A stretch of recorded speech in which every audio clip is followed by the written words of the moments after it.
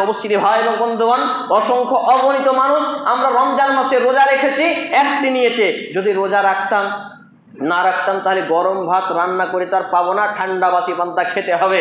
তারপর বাড়িতে সবাই রোজা রাখছে, আমি যদি না রাখি কি হবে? সেই দিন খুতবা দিতে গেলাম, খুতবায় উঠে যে দুজন যুবক বলছে, হ্যাঁ আজকে রোজাটা যদি রাখতাম ভালোই হতো, বিভিন্ন রকম ফল দিয়ে ইফতার করাবে, আস্তাগফিরুল্লাহ। তাহলে উদ্দেশ্য কি? ইফতারি খেতে যাওয়া। এইরকম মাকসাদ নিয়ে যারা রোজা রেখেছিল, ইন্নামাল আমালু বিন্নিয়াহ, যে হাদিসটি আমি আপনাদের সামনে দ্বিতীয় দফায় পাঠ করেছিলাম, প্রত্যেকটা আমলের ফলাফল দেওয়া হবে তার নিয়তের উপরে। তাহলে লোক ইফতার করার জন্য সিয়াম রাখলো, রোজা রাখলো, তাহলে সেই ব্যক্তিটার কি রোজা কবুল হবে? তাকে তাকওয়াশীল বানানো যাবে? সেই ব্যক্তি রমজানের পরে ইবাদত করতে পারবে? সেই ব্যক্তি জান্নাতের পথে চলতে পারবে? এটা মনে হয় আপনার? যেই লোকটা বাড়ির চাপে রোজা রাখছে, বাড়ির সব কটা লোক রোজা রাখে, কিন্তু বেচারি কি করবে? রান্না তো আর গরম করবে না, পান্তা বাসি পান্তা খেতে হবে, তো রোজাটা রেখেই দিই, দিনটা একটু কষ্ট হলেও। এইভাবে যারা রোজা ছিল তাদের রোজা কাজে আসবে? কখনো নয়। সম্মানিত উপস্থিতি ভাই এবং বন্ধুগণ, তাহলে নিয়তকে পরিশুদ্ধ করতে হবে আমাকে এবং আপনাকে। সহিহ বুখারীর প্রথম হাদিস এবং 54 নম্বর হাদিস, 5070 সহ বিভিন্ন হাদিস গ্রন্থে হাদিসটি বর্ণিত হয়েছে।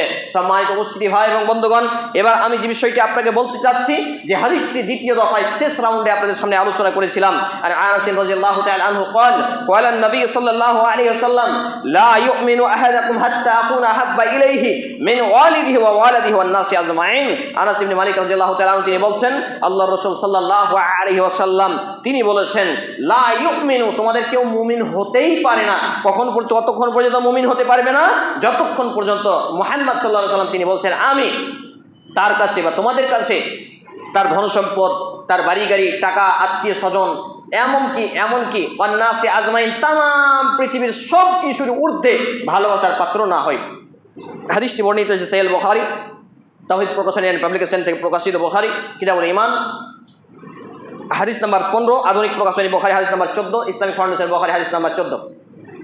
এই হাদিস প্রমাণ করে, আপনার কষ্ট, ব্যথা, বেদনা যতই লাগুক, যখনই জানবেন এটা রাসূলের হাদিস, এটা কোরআনের আদেশ, এটা ইসলামের বিধান, মাথা নত করে আপনাকে মেনে নিতে হবে। মানতে না পারলে চুপ থাকতে হবে, বিরুদ্ধাচরণ করার কোনো অবকাশ নেই। আজকে বিভিন্ন যুক্তি খাড়ো করে রাজনৈতিক দল ও নেতাকে আপনি রাসূলের থেকে বেশি ভালোবেসে ফেলেছেন। রাজনৈতিক দলের নেতার চামচামি করতে গিয়ে মুসলমানদেরকে আপনি বিপদে ফেলছেন। অসংখ্য মৌলবি আজকে ফেসবুকে পেজ পোস্ট করছে, কি বলে? যে কাউকে ভোট দেওয়া যাবে না। আরে এত কিছু হওয়ার পরে এত অন্ধ অনুসরণ তোমাদের মধ্যে থাকে। আমি তো বলি, তোমরা মৌলবি হয়েছে, আলেম হতে পারোনি। আলেম ব্যক্তির ইলমিয়াত থাকবে চতুর্মুখী, আর মৌলবিদের শুধু 10-12 বছর মাদ্রাসা পর্যন্ত পড়ে একটা সার্টিফিকেট নেওয়া, বাস দ্যাটস অল, এখানেই শেষ। এইভাবে জাতিকে বিপদে ফেলবেন না। চতুর্মুখী